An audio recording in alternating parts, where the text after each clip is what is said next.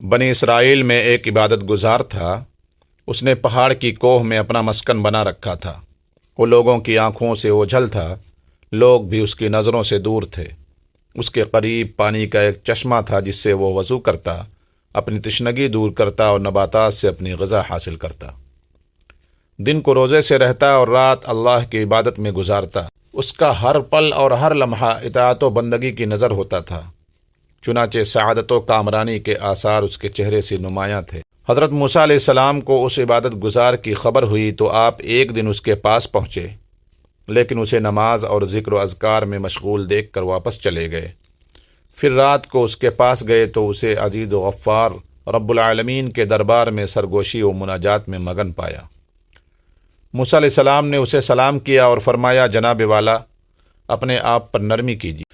عبادت گزار نے کہا، اے اللہ کے نبی، مجھے خدشہ ہے مبادا اچانک غفلت میں انتقال کر جاؤں اور اپنے پروردگار کے حضور مجھ سے کوئی کوتاہی ہو جائے۔ موسیٰ علیہ السلام نے کہا، کیا آپ کو کوئی حاجت ہے؟ عبادت گزار نے کہا، آپ میرے لیے پروردگار سے اس کی رضا و خوشنودی کی دعا کر دیں اور میری یہ التجا بھی پہنچا دیں کہ وہ مجھے زندگی بھر صرف اپنی ہی خوشنودی کے کاموں میں مشغول رکھے حتیٰ کہ میں اس سے جا ملوں۔ موسیٰ علیہ السلام دعا و مناجات میں مشغول ہو گئے اور اپنے مولا سے لذت کلام میں اس قدر ڈوب گئے کہ عبادت گزار کی باتیں یاد ہی نہ رہیں۔ اللہ تعالیٰ نے موسیٰ علیہ السلام سے پوچھا، آپ سے میرے عبادت گزار بندے نے کیا کہا تھا؟ موسیٰ علیہ السلام نے عرض کیا، میرے پروردگار تو ہی زیادہ جانتا ہے۔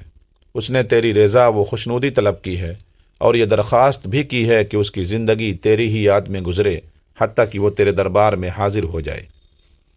اللہ تعالیٰ نے موسیٰ علیہ السلام سے فرمایا، اے موسیٰ، اس عبادت گزار کے پاس جائیے اور کہیے کہ رات دن جتنی عبادت چاہے کر لے، لیکن ہے وہ بہرحال جہنمی، کیونکہ میرے صحیفے میں اس کا نام گنہگاروں کی فہرست میں درج ہے۔ موسیٰ علیہ السلام جب اس عابد کے پاس گئے اور پروردگار کے فیصلے سے اسے آگاہ کیا تو عابد نے کہا، سبحان اللہ، میں اپنے پروردگار کے فیصلے کو خوش آمدید کہتا ہوں۔ ہر چیز میرے پروردگار کے فیصلے کے مطابق رواں دواں ہے، اس کے حکم کو کوئی ٹال نہیں سکتا اور اس کے فیصلے کو کوئی روک نہیں سکتا۔ یہ کہہ کر وہ عبادت گزار زور زور سے گریہ وزاری کرنے لگا۔ پھر کچھ دیر بعد بولا، اے موسیٰ، میرے پروردگار کے جاہ و جلال اور عزت و شان کی قسم، میں اس کے در سے پلٹنے والا نہیں اور اس فیصلے کو سن کر ہرگز مایوس نہیں، بلکہ اب اپنے پروردگار سے میری محبت دوبالا ہو گئی ہے۔ اس کے بعد جب موسیٰ علیہ السلام دوبارہ اپنے پروردگار سے دعا و مناجات میں مشغول ہوئے تو عرض کیا، میرے رب، جو کچھ تیرے عبادت گزار بندے نے کہا ہے اس سے تو اچھی طرح واقف ہے۔ اللہ تعالیٰ نے فرمایا، اے موسیٰ، میرے اس بندے کو یہ خوشخبری سنا دیجئے کہ وہ جنتی ہے، میری رحمت نے اسے جا لیا۔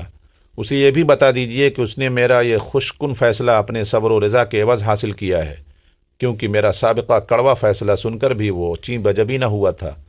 اگر وہ آسمان و زمین بھر گناہ بھی ساتھ لائے تب بھی میں اسے بخش دوں گا، میں کریم اور غفار ہوں۔